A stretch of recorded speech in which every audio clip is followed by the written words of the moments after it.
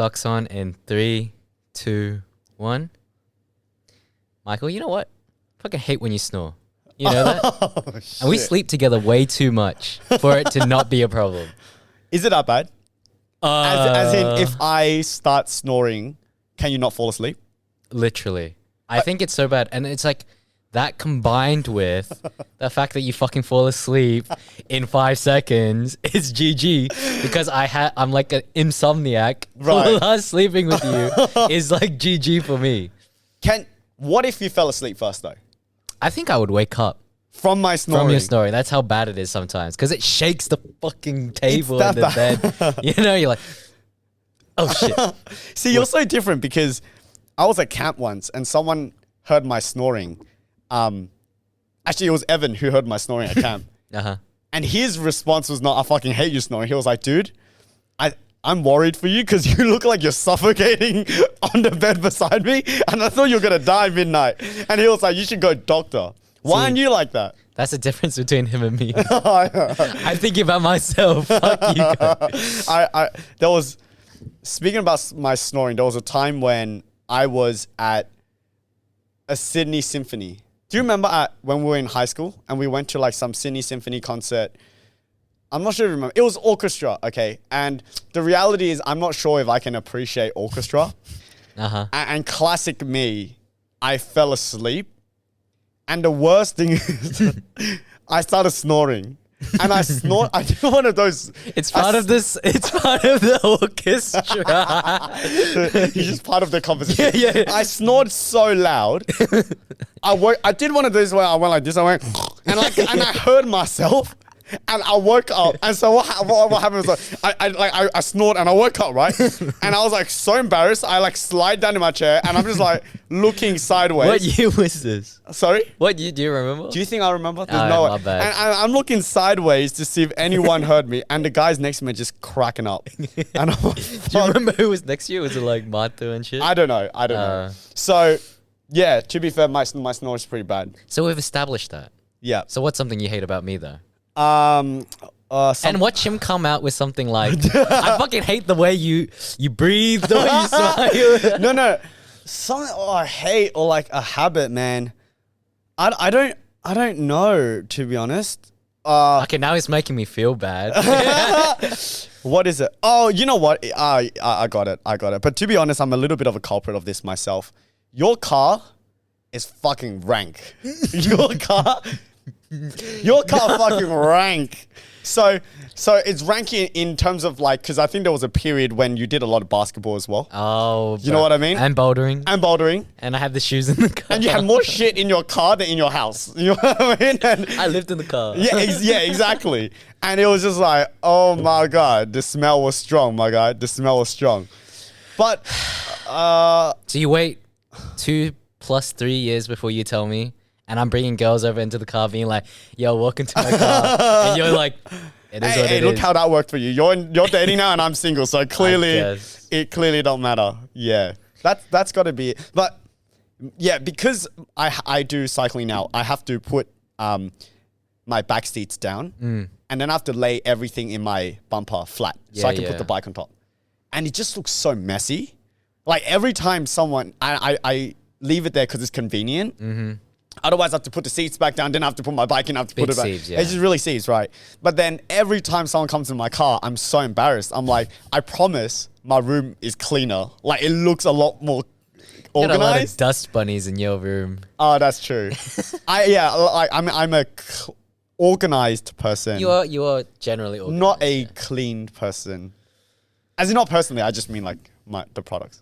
I get the difference. I shower like once a fortnight, so is that good enough? That's so rank. I know it's a joke. I know you shower a lot more, but like just the idea of showering once a fortnight, so rank. But I did do it in high school sometimes, like once a week. Like I didn't shower for like a week or something, you know, like just seeps because you're busy, you know, like you get busy in high school. Yeah, fair, right? Like you don't shit for a week too, I'm guessing. Like just don't go bathroom, don't eat, don't breathe, because you're just busy.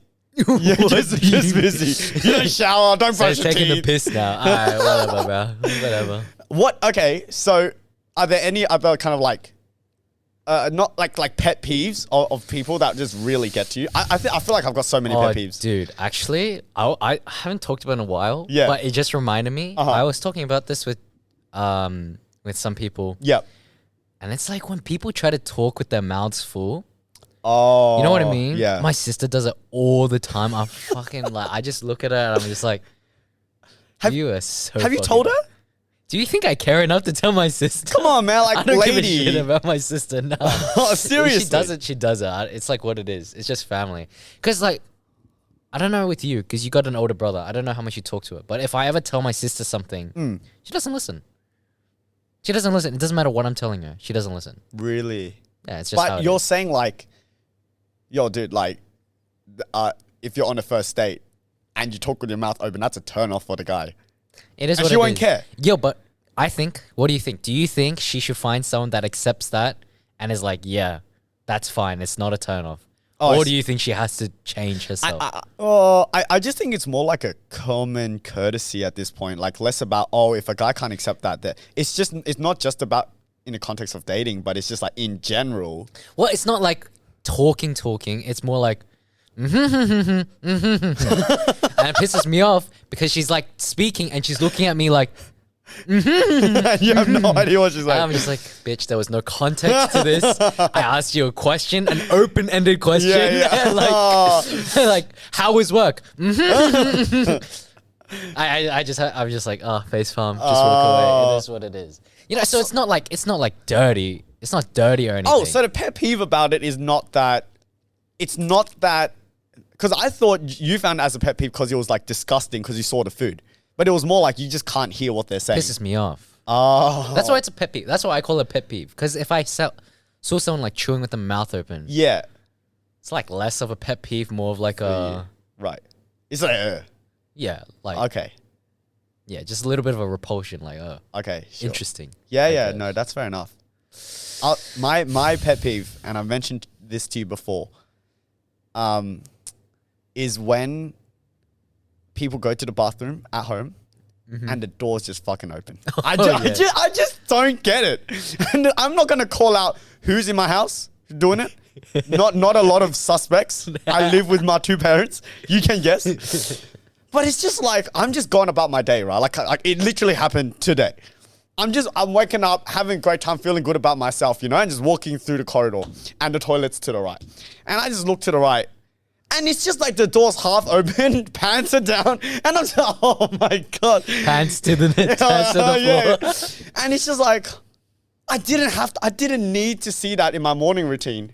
It's ruined my day. You know what happens? Look forward, bro. You're so inconsiderate. They pay for you, they put food on your table, and you're complaining about a little open door? I don't know, man. Does that not irk you? I don't get my mom. It's an no ugly. name. Cut. But my parents, like some of them do the same shit, you know? Right. And like it's weird because my house is like when you turn the corner, the bathroom is like 2 steps away. Like the door to the bathroom. Oh, yeah, it is. You remember. Yeah. So imagine having the door wide open and someone's taking a shit and you come around the corner, you lock eyes. Because you don't lock eyes with them, they're looking straight out at you when you turn the corner. Yeah. Bro, imagine. It's a power play. It's whoever backs down first. You know? They keep the door wide open. Bro, because the way the toilet is set up, right? To get in, if your legs are here, see, the door don't work like that. You have the door here if you're sitting down. Because it's a small bathroom. Yeah. So that's why it's wide open. You turn the corner, you lock eyes. Oh, yikes. You know, man. What can I do? You know what you do? I needed to go to the bathroom. I had to turn around. I lost the game. I pussied out. It is what it is. I'll tell you what you do, man. You bring a water gun home and you just hose them down. And I guarantee they're defenseless when they're sitting down taking a dump. I live with my parents. They pay for me. You have a lot more appreciation. Third, yes. If they want to shit on my bed, they shit on my bed. I accept it. It is what it is, all right? Yeah, fair. Another one is shoelaces, dude. And I hope your shoelaces are good. Let me see. Yeah. Are you talking about like tucking them in? Like no, okay. I'm not. It's 2 actually. I'm talking about. Well, actually, I don't like shoelaces, which is why most of my shoes are I know that. laceless. I know that. Yeah, but it's either when they just don't have it tied up and it's just like all over the place. Walking and on they're just it. walking. Yeah. It just makes like my impression of a person like that is like you're such a shabby person. Reality is they're probably just walking and it undid itself and they didn't realize. Could be. Could be. And the second thing, and this is really what irks me. So, if you're in my life and you're hearing this, fix it up. It's this. You know those freaking people who are so lazy that they can't bend forward so that when they tie it, the shoelace knot is in the center of the shoe. They go like this and then they tie it. And so now the shoelace knot is on the side. Do you understand that? You better check yourself. Just Do you understand what checking. and a lot of I just see it and I'm like, you're so asymmetrical now. Like, Yo, this just guy is so please just center judgmental, yourself. man. You know what I mean? This Like, guy is judgmental, man. look, I am, but I never point it out to people. It's Because just you're thought- a bitch as well. You're right. It's just thoughts in my head. Like, yeah. That's fair enough. So, because to me, it's like, it's part of your look. So, it's just got to be clean. And when it's just to the side, I'm like, I hate shoelaces already. And now you put it in the wrong position. Yeah. I'm about to punch you in the face. Like, it's bad. It really irks me. That's my pet peeve. Really bad one. I don't know. I think that's like a... Doesn't not matter. You think it's common? You think that's a common pet peeve though? Or Uh, do you think you're weird for having it? I I'm don't think- different. I'm different. I don't like think that. anyone has said that to me. But how that often they- are you talking about pet peeves with people though? Yeah, that's true. Not too often. I would say like, eating with your mouth open and stuff is more common than Way more common. than Way like more common. shoelaces to the side. People might not even notice it's a thing. I think the untied shoelaces. pisses Untied, people off. yeah. And you know how you can tell if people have untied shoelaces? You know what is this called? The egg? I can't remember the name for it. Yeah, the but tip of it. The whatever. tip of yeah. it. The You can hard tell- plastic. You can tell when the hard plastic is dead. It frays out. Yeah, it frays out. Yeah. When it frays out, you know that there's someone that doesn't tie exactly. their shoelaces. Yeah. So many high school kids, I'm telling you. Repeat offenders, bro. Yeah, repeat offenders. But also in high school though, it's not really fair because like a lot of the kids that play basketball and stuff, Yeah. it comes undone and you just keep on stepping on it. You know what I mean? It's not fair. It's not really fair. That's true. Whereas if you see a grown ass man with frayed tips, you're like, Yeah. It's Get your life just a together. bad look. It's just a bad look. and the people that are listening to this are like, Yeah, just double checking. Double Like, oh crap. Well, that's why you just wear slides, That's why I wear slides a lot. I feel like if you always wear slides though, like, doesn't it also contribute to the look like in the same way that Making you laces look do? like you're broke. Is that what you're saying? Well, not really, but it's like, it's kind of the same reasoning. Like someone could take the same reasoning, like, oh, I don't like untied shoelaces Uh-huh. because it makes you look shabby. And then if you're always in slides, Oh, yeah.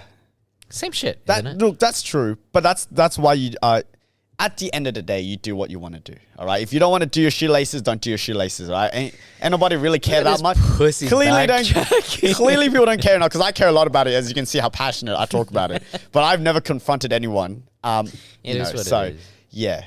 But moving on, because I was the Yeah. one, or like me and my girlfriend were talking about it. Yeah. You want to explain what socks on means to the listeners? You don't want it? You do it. No, I think I want to test you on it Oh, because crap. I was the one that proposed it, and you thought Oh, it was a I good see. idea. Yeah. but you could have been saying yes just to say yes. I was actually explaining This to is my a- to my oh, yeah? students.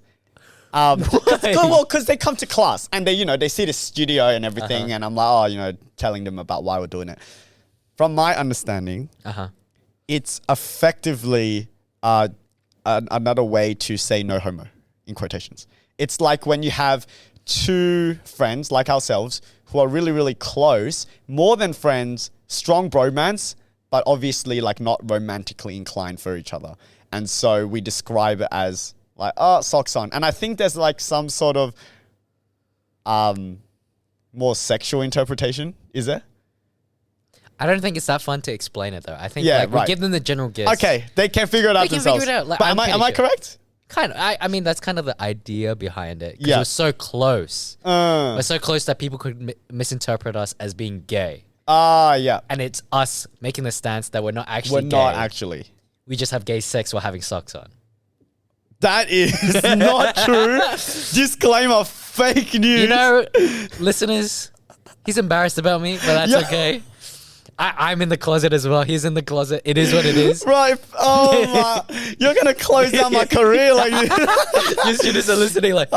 Hey, my mom in the car today was so funny. Oh, what I was just talking to her about how we're doing the podcast. And I said, I have a feeling that the early audience is going to be my students.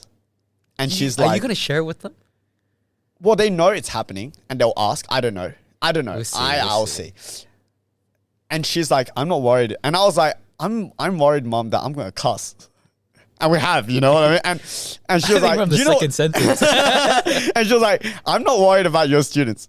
I'm worried about the parents of the students watching your podcast. I'm like, this is the tutor? Like, crazy. I mean, surely not though. Like, I would imagine it's so like a different type of. I hope not. The only way they'll see it is, the students show their parents directly. But I don't think that would happen. Unless they hate you. They're like, I'm looking for an excuse to change tutors. Here it is. Black and white evidence that he sucks. Sucks what, Michael? Boba. I'll relax. Time out. Cut the tape. Boba. Anyway, yeah, so that's why the podcast obviously is called Socks On, and we said it many times before, but we've grown a lot closer through the years, and we've had many like good conversations. And why not at some point just capture it as a time capsule for ourselves, and then also to bring an audience along with us as we kind of like laugh and learn and about things. Yeah, because I've been thinking about it a lot actually, like why I'd want to start a podcast when literally like everyone has one at this point. Yeah. But I'm just thinking like if I can like someone can sit down and listen and just enjoy what we have to say, even if it's a small audience, that's like a good feeling to me. Yeah, because I feel like I have so much to share just in my general life as well. You're a tutor, I'm a tutor. You're obviously a bigger tutor than I am, but I do other things other than tutoring as well. Yeah. And I just talk. So might as well like do it properly, I would say, like, or like a little bit more formally if I can, and just share it with as many people as possible. Yeah, I mean, like, just because a lot of people do it out there doesn't mean we can't do it, and we have our own context, our own reasons, our own way of thinking. So, But I like to be the best at the things I do. So when there are more people, we'll get there. What you think? There are a lot of good podcasts.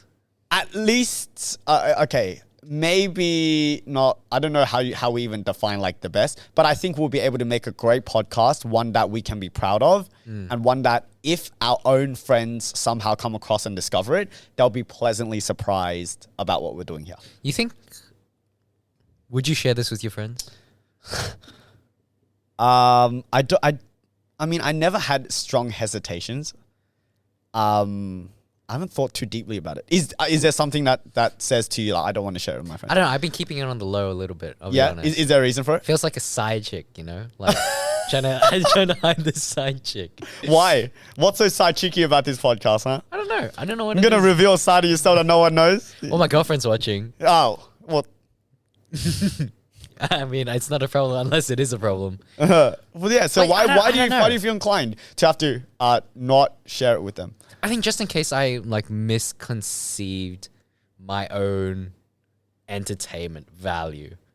I think that for me is like such a big insecurity of mine. Is like, that was a fucking banger podcast. And someone listens to it and they're like, this was the worst podcast I've heard. I'm always scared of that. Like, I think I'm super scared of something like that. Do you think your close friends are going to say that though? Or is it more like... if they think about it. They think it. If they think it and then maybe they talk about it amongst their own friends and word gets around and maybe one day you hear it. Oh, I don't care about that.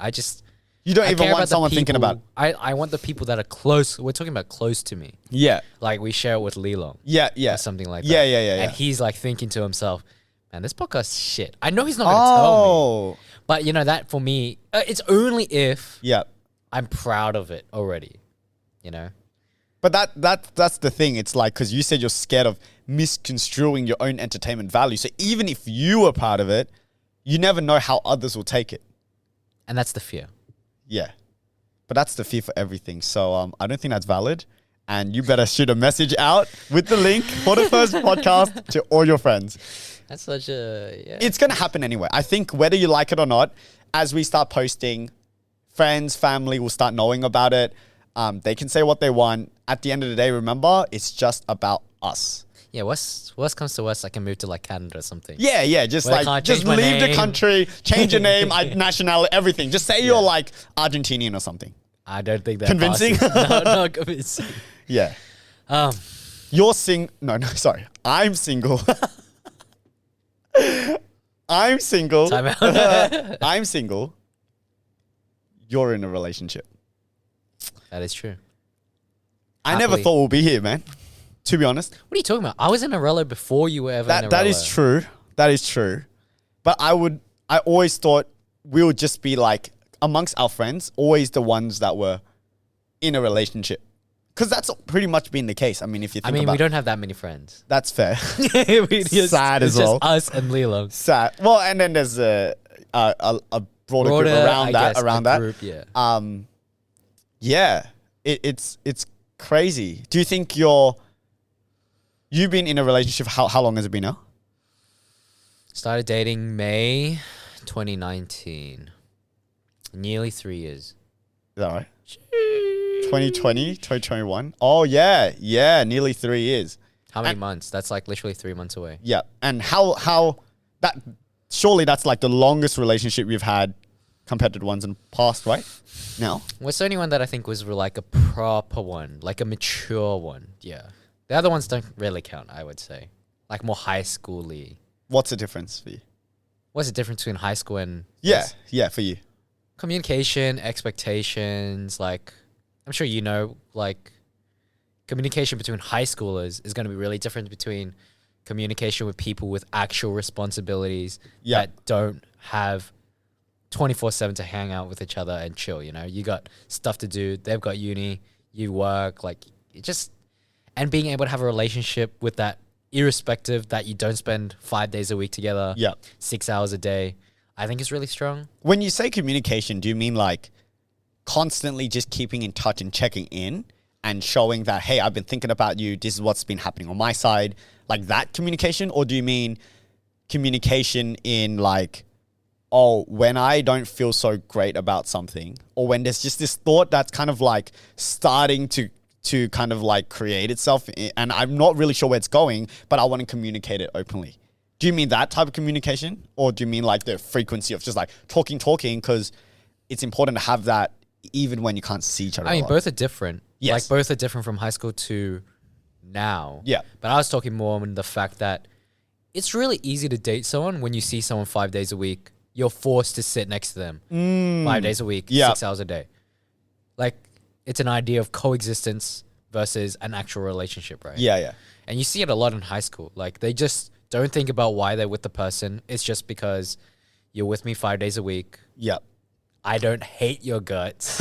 Let's see where it goes. You know what I mean? And it's just like also like a kind of a trophy. Like, you can't tell me that a relationship in high school when you were dating for 2 years didn't feel like a trophy at that time. Like, look at me, I've been dating for 2 years. Yeah. You know what I mean? And kind of feel a little bit of a pride to that. Whereas nowadays, who fucking gives a shit if you're together for that long? Like, in fact, like, to be honest, like when I hear, and it's crazy, like when I hear people say a 3-year relo, a 4-year relo, they're like, oh, that's not like that long. Because, you know, they know people that have been together for like 7 years, 8 years, a decade. Since high school. Yeah. I think that is different though. If they were from high school and they still survived outside of uni for a couple years. Yeah. Unless the coexistence continued. But like usually it doesn't. So usually those... Because separate uni, separate courses, stuff like that. And surviving, even with the change of environment, is like a testament to how good it is, you know? Yeah, it's true. It's like, and that's not only for relationships, but it's for friendships, right? Like, why is it so easy that we have so many friends in high school? And then there's a joke later where it's like, Jesus is amazing because he had 12 close friends around him. You know what I mean? Is that really a joke? Yeah, like the 12 disciples, like, man, he's got 12 close people around him. I'm like, yeah, fair enough. Actually, having 12 close people around you sounds awfully challenging to be able to invest in them properly and develop deep enough relationships, you know what I mean? And the major difference is it's really just the idea of convenience. Because when we're in school, like you said, you don't have to think about it. You rock up to school and you just see all your friends there. Of course you would have fun with them. Yeah. Of course you would like develop deeper relationships with them. But then the moment we step outside of that is when you realize, oh crap, if I want to see Justin, then I can't, there's nowhere for me to just like turn up to and you'll be there. Like I need to... My house? Oh, okay, yes. Yes, at 12 a.m. Justin! You telling me that hasn't happened before? Okay, true. Outside of your extremely personal private space, you know, like I need to message you. Like let's hang out, you know, when you're free for lunch, dinner, or unless we do like a basketball team or something that creates that environment again. Yeah. Otherwise, you do lose touch. But also with school, it's not just the fact that you are there 5 days a week that causes it. It's like the fact that you know you're there 5 days a week with these people you can't get away from for 6 years. Yep. Might as well make friends than enemies. You convince yourself you like them, but then as soon as you're out, you know how many people where you're like, actually, why did I even spend my time talking to this person? Like, right. Everyone's going to have a couple here and there and then just like, oh, I'm never going to do that again. Yeah. And then uni, it's like different. You know who to hang out with, who's actually good to hang out with. You know what I mean? It's a little bit different. Yeah, you start having more like, you realize you have a little bit more power in, I mean, we always did, to be honest. We just never realized we did. But we do have the power to really choose like what friends we want around us, what relationships we want to nurture, what romantic relationships or friendships, right? And to your point earlier, it's like when we're a little bit younger, I didn't think too much about, oh, I want to be friends with this person because I admire this about them. I respect this about them. They build me up in this way, whether it be friendships or relationships. Yeah. But it's like in more mature relationships now, you do think about those things. High school is more like you walk into the room, you point, you come with me, you're my friend. That's confidence, man. And you go, you walk out of the boss ass bitch. Yeah. Yeah. But like, I know it sounds exaggerated, but it kind of is like that, you know? Or it's more like rather than pointing at them, it's you sit next to them. Think of our first day meeting each other. Yeah. You know what I mean? It was like, I called out to you, yo, sit next to us. And you came, sat next to us, and we talked, and we became friends off of that. You know what I mean? First day in school. I don't even remember what compelled me to do it. I think I just saw you walk into the science lab, like kind of look around, and I was like, yeah, come here. Why don't you come sit here? Such a nice guy. Because I had no friends. He's new.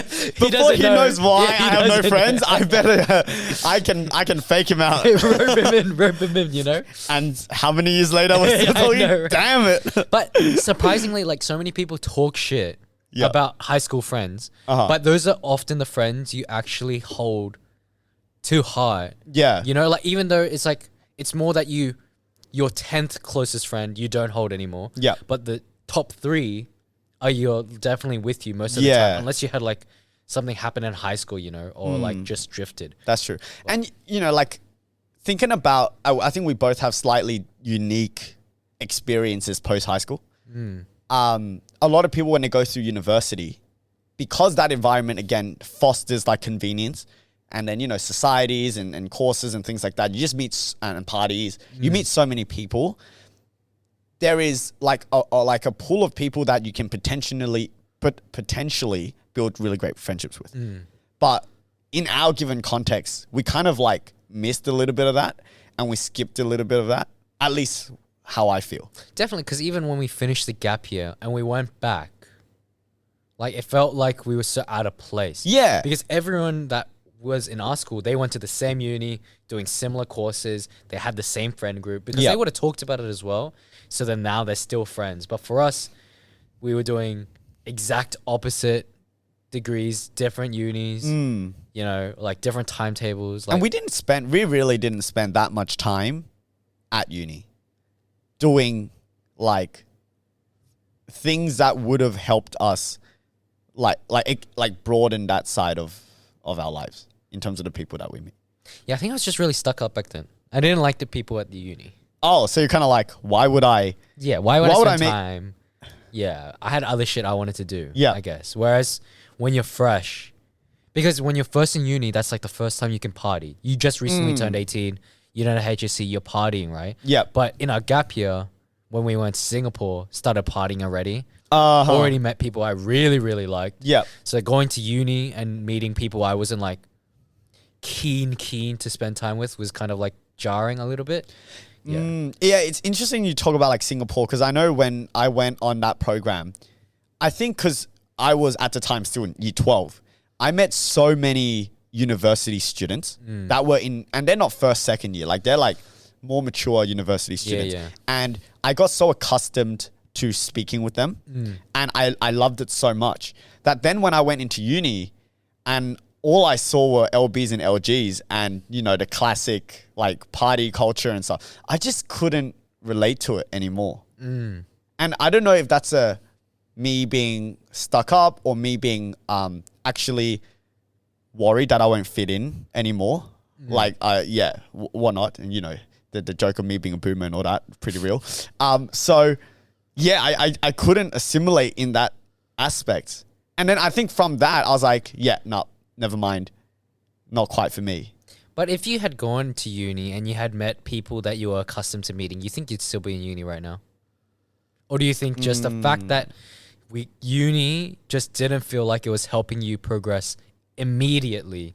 Because everything we did in our gap year didn't not feel like we were doing amazing. Like Singapore, I went to Singapore for 3 weeks for 3 different like internships. Yep. And then I came back and I worked at Apple. Yeah. Where I met people that progressed me in terms of sales and customer relationships. And then going to uni straight after that and being like, okay, what am I learning this week that I'm literally taking into my life and changing? Yep.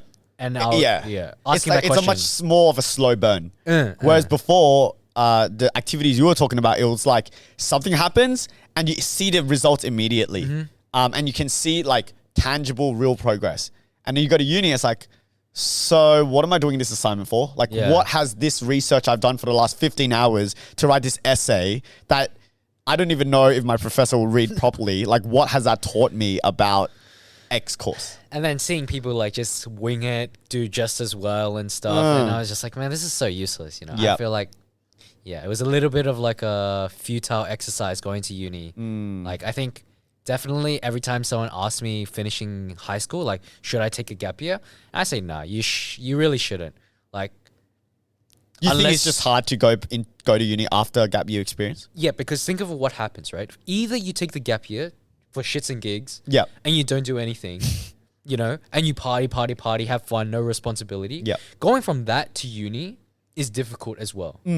But the other way is if you're working and you're developing yourself like we did, and we really had a plan that we wanted to do and we set out to achieve it. Once you achieve it, going back to uni feels like it doesn't align with your progress you're accustomed to, the people you're accustomed to meeting. It's like a big like slow, like a stop sign. Almost, you know, like that's what uni feels like. So no matter how you go about it, it kind of feels like you're setting yourself up for failure.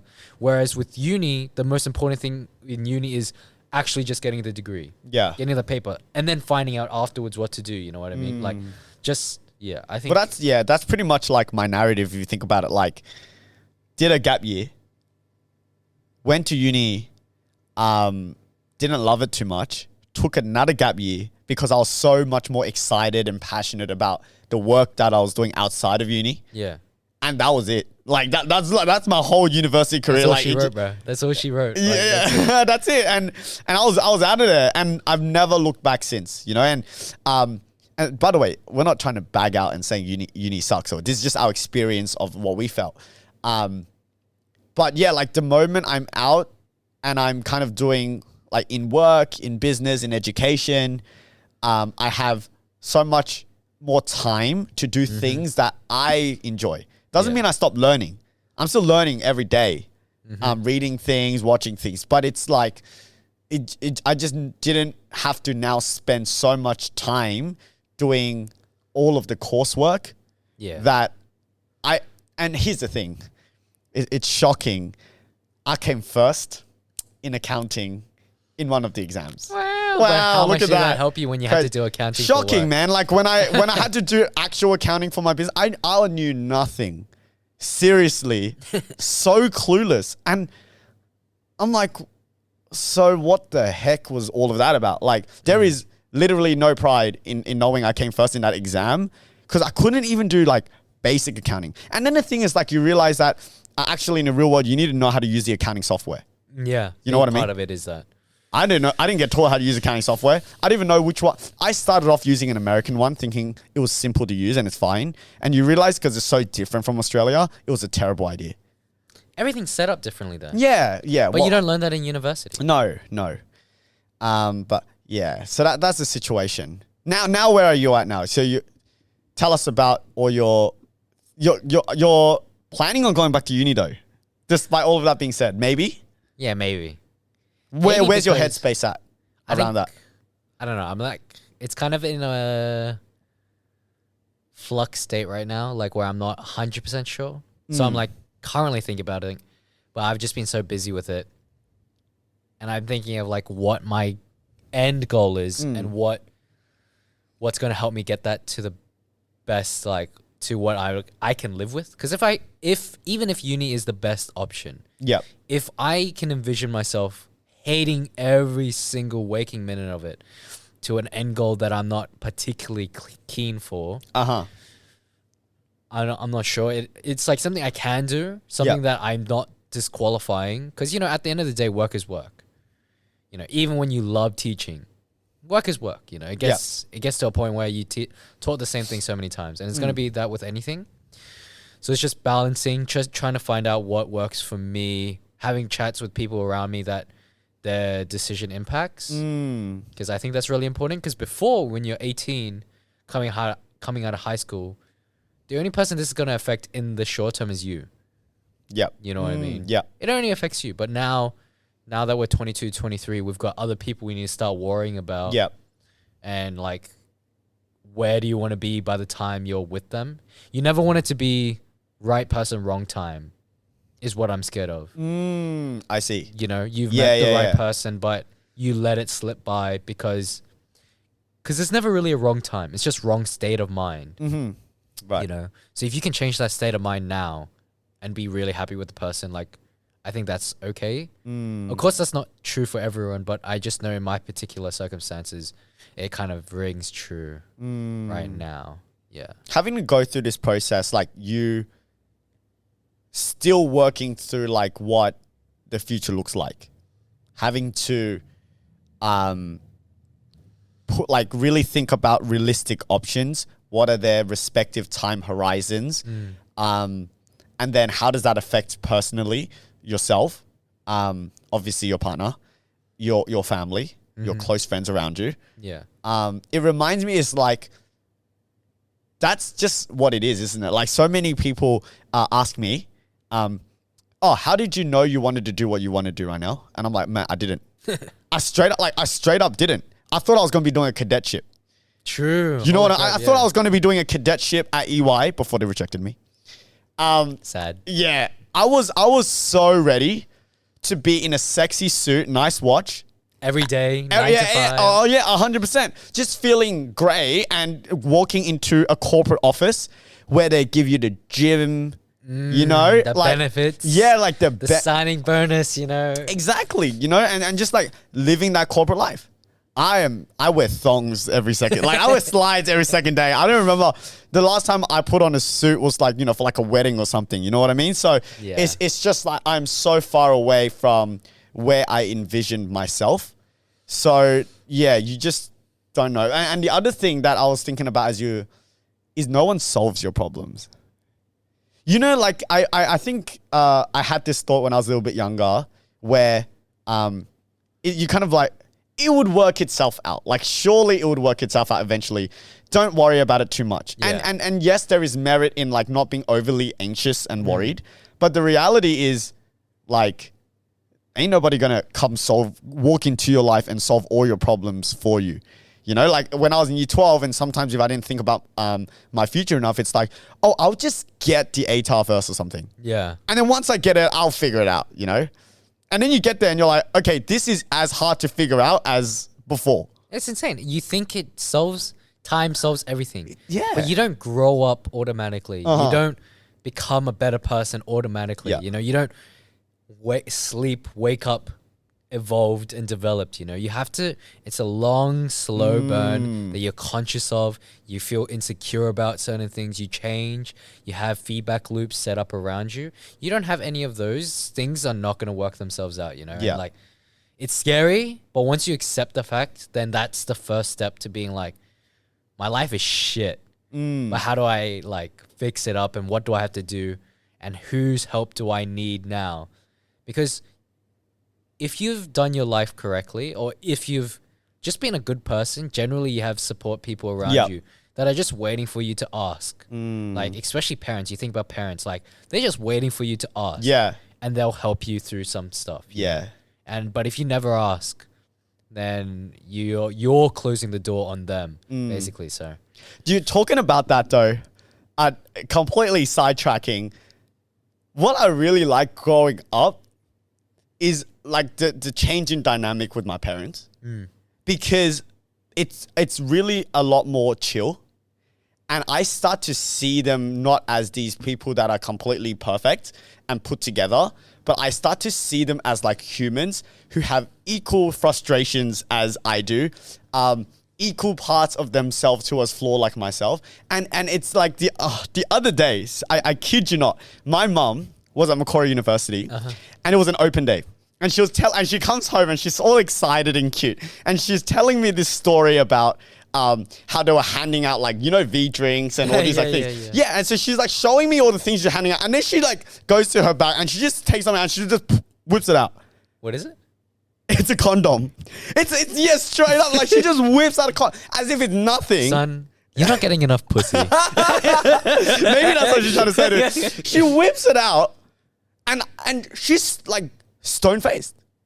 And I'm thinking in my head, she doesn't know that this is a condom. And I was like, Mum, this is not lotion, do you know? Like, this is not, you know those packet of Vaseline lotion? It's not it. Yeah. I'm like, Mum, do you know what it is? So yeah. I was like, yeah, like it's a condom. It's like, yeah. I'm like, yeah, okay, cool. Yo, I don't know if you thought about this, Michael, but your parents had to have sex.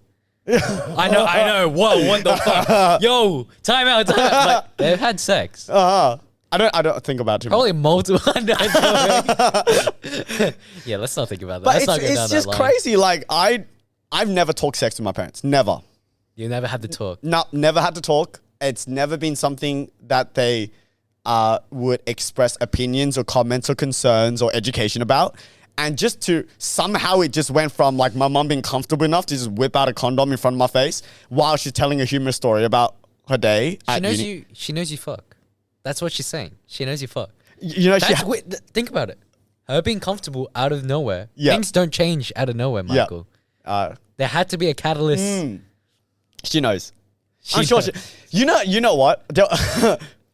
In my bag, I'm not gonna say which bag. I know which bag you're talking about. In one of the bags, in one of the front zips. Yep. I remember you telling me this story before. There was I keep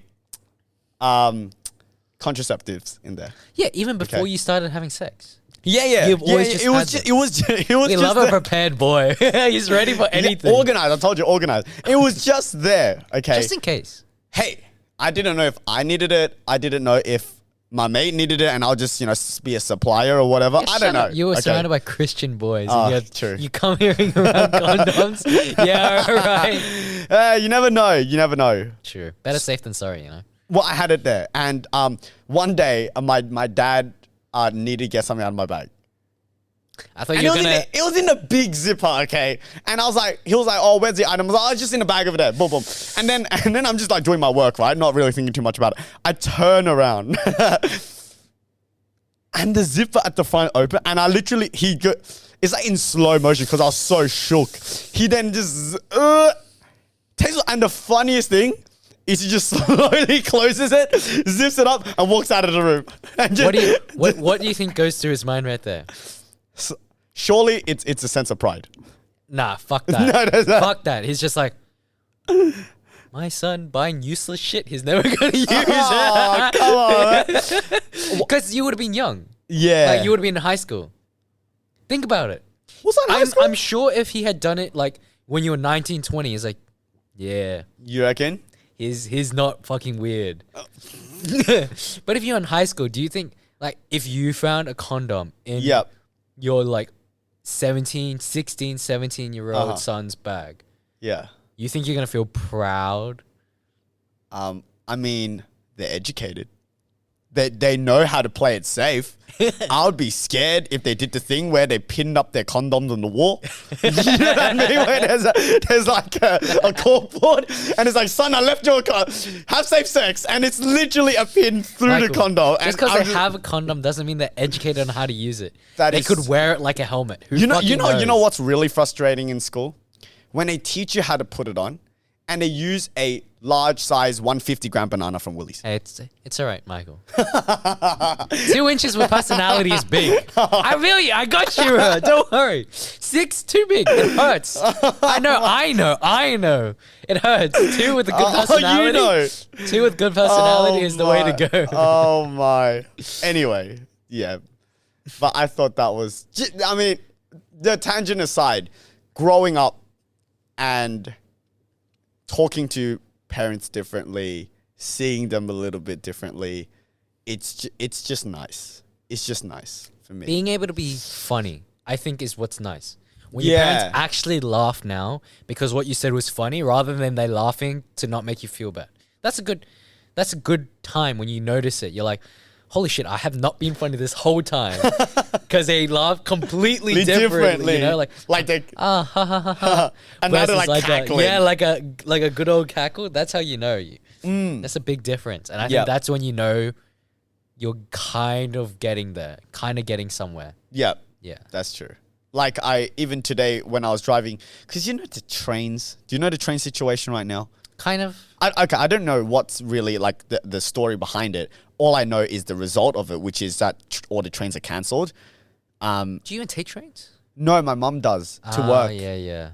Oh, dude, the other day, like yesterday when it first happened, I was having a peaceful sleep. She runs into my room, so Michael, and I'm like, like what's good? Like something's not. How can I help? You know, like, and I'm like just in my undies. You know, I'm just like sleeping, and then she just like storms into my room, and I was like so shook because she never does that.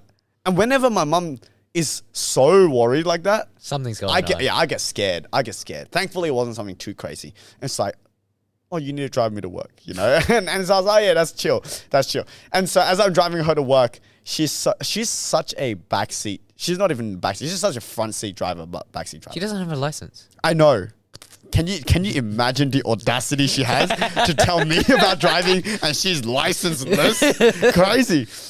She's not even telling me about my driving skills though. It's more like the route that I'm taking. But the thing is, right, I don't think she understands that Google Maps or Wave or whatever navigation app you use, they literally have live feedback systems to tell you where the traffic is. So you might have to take a objective, like a distance-wise, a longer route, but it gets you there faster. Because of traffic, yeah. And she just can't help herself. And she's like, so we'll go through all these detours. And at the end of it, she's like, Michael. I was like, yes, Mom. She's like, you know your nav is taking you the long way, right? And I'm like, Mom, no, Mom.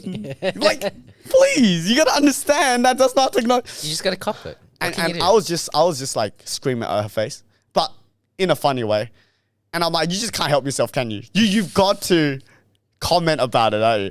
And she was just laughing, you know. And she was just laughing. And I thought I was because she knows she's right. She knows she's right. Yeah, well, maybe.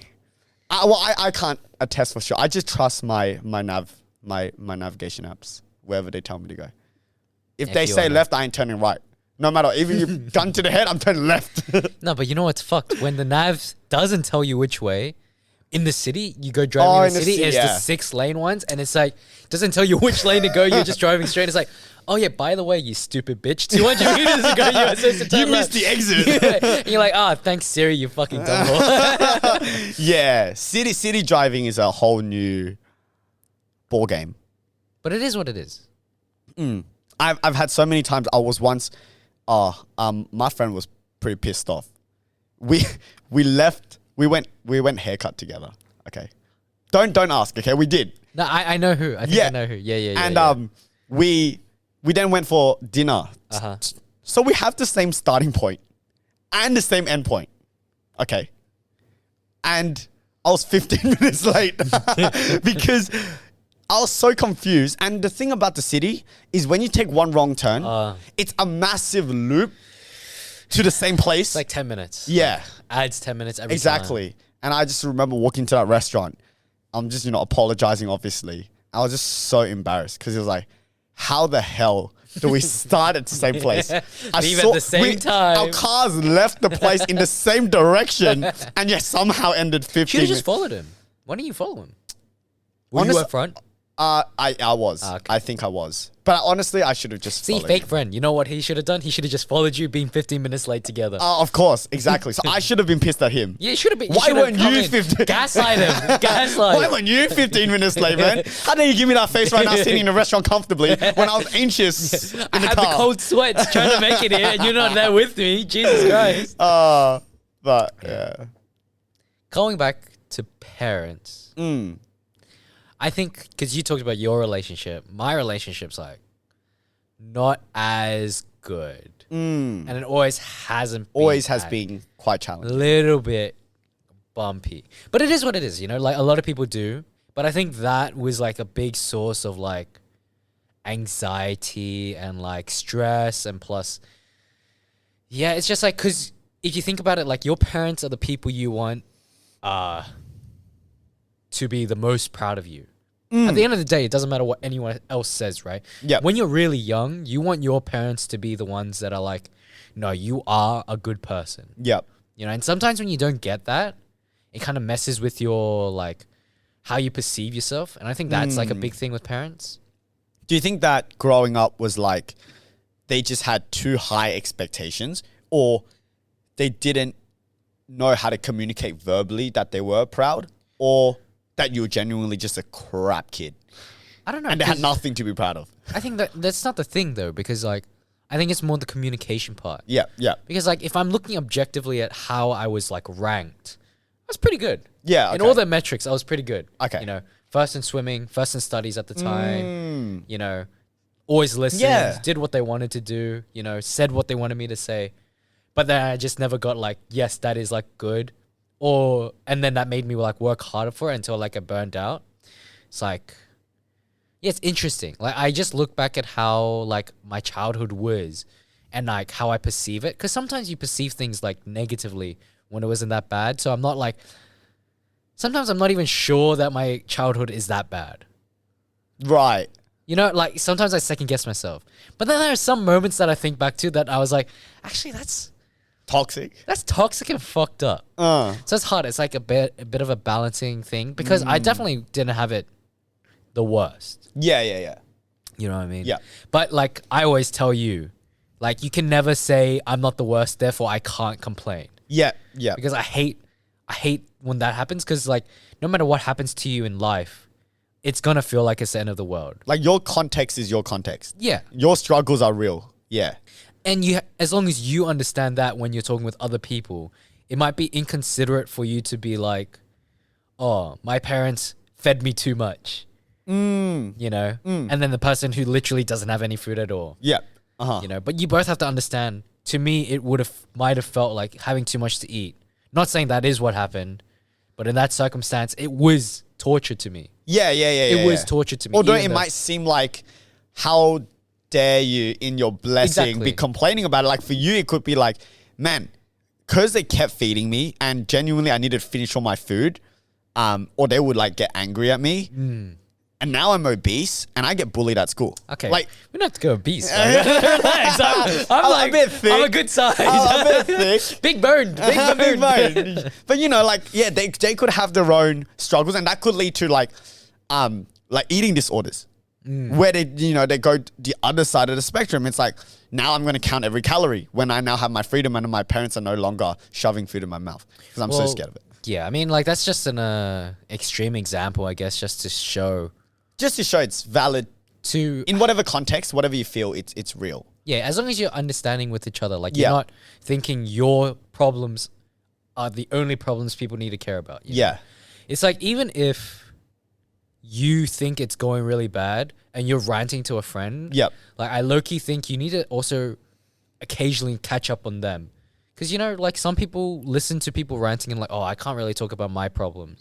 So it's on the person ranting to be like, actually tell me like how your day was. And like, my day was shit. Let's stop talking about it for a little bit. Let's talk about yours. Like, what about you? Yeah, what about you? Like, I think that's nice. You know? And that's like a good avenue to not only discover if there's anything that they're genuinely feeling and that might be upsetting them, but it's like a cue to say to them, hey, by the way, I'm equally interested in celebrating your successes. So if you had a freaking great day, please tell me about your great day. At least one of us can win. At least one of us is winning. Yeah, exactly. As opposed to being selfish, being like, look, I know you had a great day, but my day was so bad.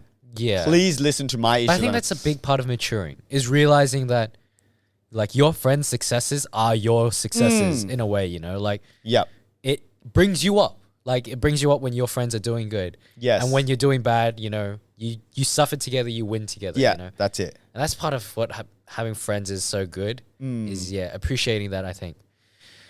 True. But going back to the original point, tangent aside, it's like a little bit of, because we haven't had the chance to talk about mental health, because we used to talk about it so much, like, hey, you remember, like, when I was going through the toughest times and having to ask for help and all that, we talked about it a lot. We haven't talked in a while. Yes. And I know you said that you might have like a change in how you see it. Yeah. Let's talk about that, I think, would be a good place to start. Yeah.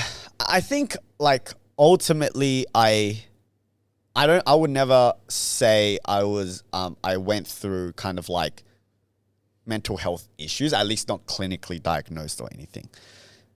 But I think in my former younger self, it's not even something that I almost considered legitimate. Not that I'm like, oh, mental health, like that's fake. But it's more like in my own worldview and experience, you have bad days. And that's normal. And then you work through it, right? But then I never understood what it meant to kind of like have those kind of feelings that actually arrest you for a really long time. Yeah. So I didn't understand what that felt like. I still, to some degree, don't.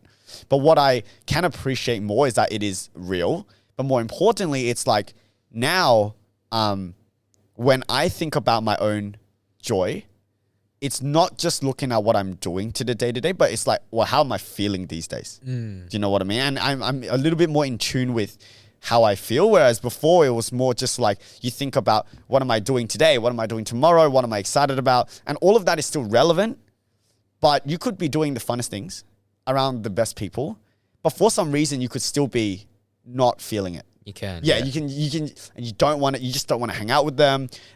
You have a great job that you genuinely enjoy, but for some reason it no longer gives you the same smile that it used to. Why is that? And I found out that this year, because I was more aware of this, especially, since the breakup and everything, like I took a lot more time to do a lot of like self-care days. The amount of times I told you, like in retrospect, when we meet up after, like, oh dude, I embarrassingly just went and had a great meal by myself, but I needed it. Like, I just feel like I needed it. And it was important for my self-care. Or when I, drove up like an hour to like Palm Beach, and just to look at the view, sit on a rock, meditate a little bit, just appreciate that doing these small things helps me get into a much healthier mental state. Journaling a lot. Like when I had a lot of thoughts, I would write. Like this year and last year, I wrote a lot in my journal, or I did a lot of like in the morning, just like typing out things that's going on my mind. And none of these things are things that I did in the past at all. True. Yeah. And so I think like all of this helps me realize that mental health is so important. And it's important for us to obviously care about how we are feeling, and is there things that we're doing for ourselves to try to help ourselves a little bit. And then expanding on that is like, well, what about the people around us? How often are we asking them, like, how are you really feeling? You know, the how are you, but it's like but how are you? Yeah.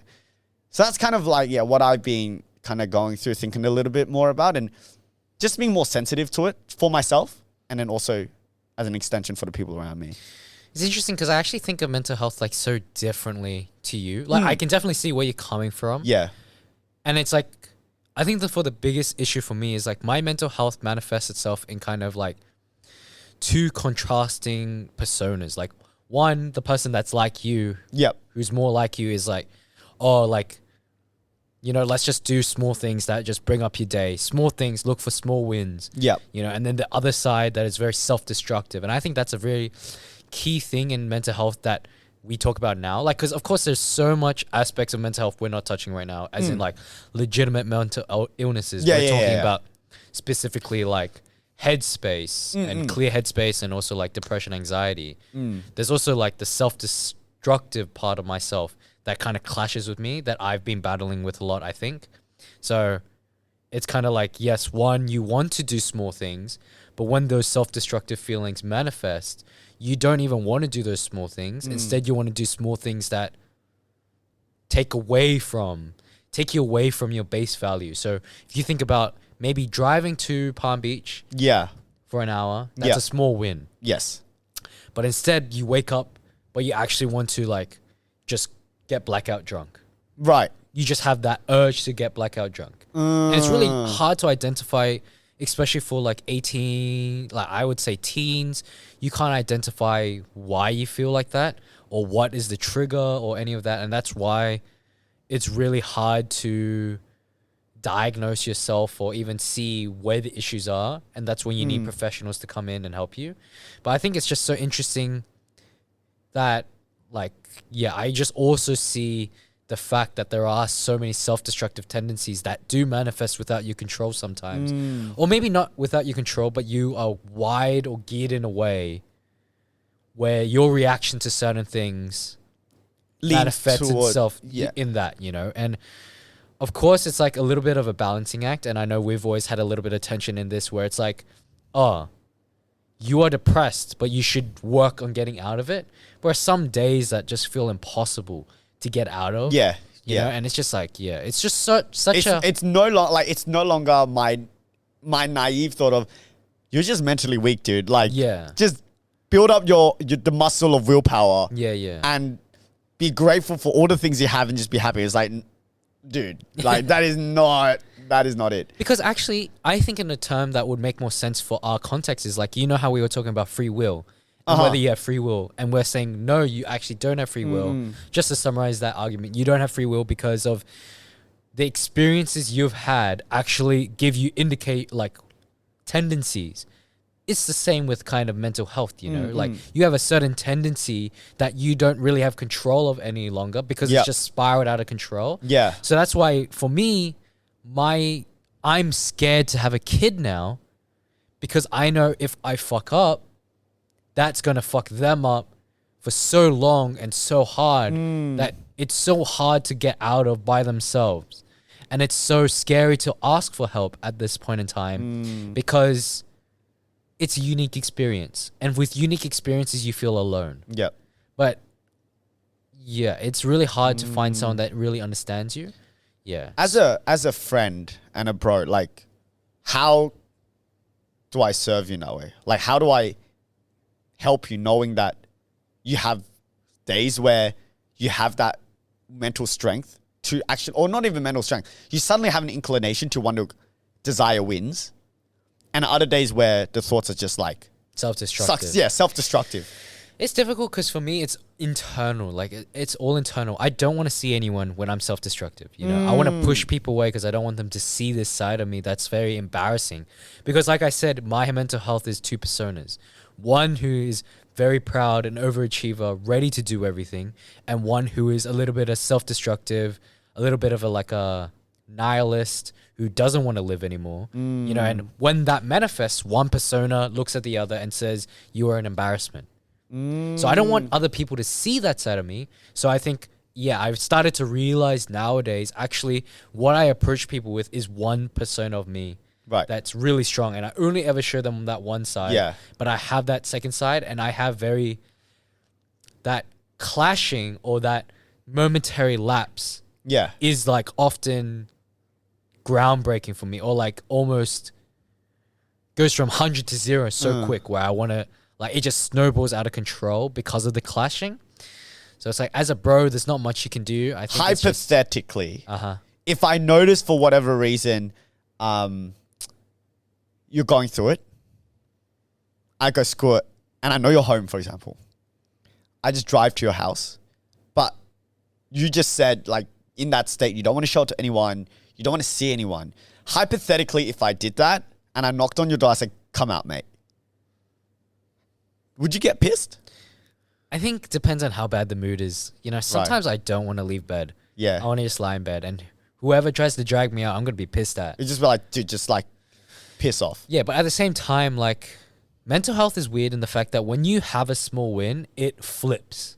Like, sometimes it flips. Sometimes it doesn't. Sometimes it does. But, you know, what can you control? You can't control your mood sometimes. You can only control what you do. Yep. So probably the best thing you could do for someone in that state is don't go and do what you think they need. Yeah. That's not the right thing. You're telling them by doing that, the way you're feeling is fucking stupid because of how you act. But no, sometimes people just need company and just acceptance, because as soon as you learn to accept that side of yourself, those days don't become that bad anymore. It's like, okay. You recognize it, but you're not hiding from it anymore. Yeah. That fear, that side of you is so ugly, so unlovable. When someone looks at that and actually is like, no, that's just a bad day, or this is just a bad week for you, a bad month for you, and you accept that fact, and you're like, actually, it's not the end of the world. That's when you start recognizing that you recognize it, you start recognizing triggers for it, you start avoiding triggers for it, and you find solutions to fix it. So yeah, going and being there with someone is really important, because but it's unique for every situation. In my particular situation, it probably is a good thing because like I said, I feel unlovable, right? Right. So having someone there just kind of disproves. To want to, without you asking, say, hey, I want to hang out with you. Like, let's spend a bit of time together. Yeah. Is a good thing for you. Yeah, because who knows? One of the triggers could have been, oh, I feel like my friends don't really like me anymore. Right. You know, it can be something like that. Yeah. And just being conscious, I think it's always important to, like, check in with friends. And, like, even when they say they're okay, like, really try to see, like, of course, don't fucking label them when they're obviously, like, not that. But, you know, go a little bit extra to make sure they're okay, rather than the cop-out answer that is, yo, are you okay? Yeah. All right, chill. Yeah. And just, like, because you know what? The biggest regret is going to be when someone that you thought was solid is gone. Imagine how much that would kill you inside. Like, someone you thought would never go is gone because you never asked them how they were. Yeah. I think that would just kill me inside. You know what I mean? Dude, that is Lewis Capaldi's song. Literally. Before you go. Yeah. Because I remember listening to it, right? You just sing along to songs and you don't, well, okay, not you as in you or the general audience, but like myself, I just vibe to the music and I sing the vocals to practice because I like the melody. And the ones I was watching Lewis perform Before You Go, and everyone just singing passionately with smiles, and some dude in comment was like, dude, these fans have no idea what they're singing about. And I'm like, well, why did they say that? You know, so you explore it, and from what I understand, Before You Go is like, I fell by the wayside like everyone else. It's like, yeah, there was this person who actually needed help, but the people around them don't even notice. And they're now at the periphery, right? And then it's saying like, before you went, I wish I could do a little bit more for this person, you know?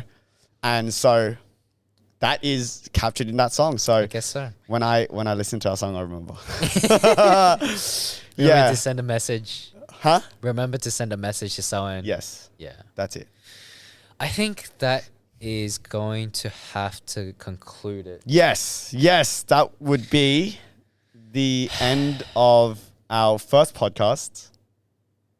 Just chatting shit. Yeah. We're looking forward to more. We'll try to do it once a week at the bare minimum. But yeah, hopefully many more episodes and podcasts, and eventually inviting guests and things like that on as well. We'll see what happens with that. All right. All right. Take it easy. Thanks for listening. Laters.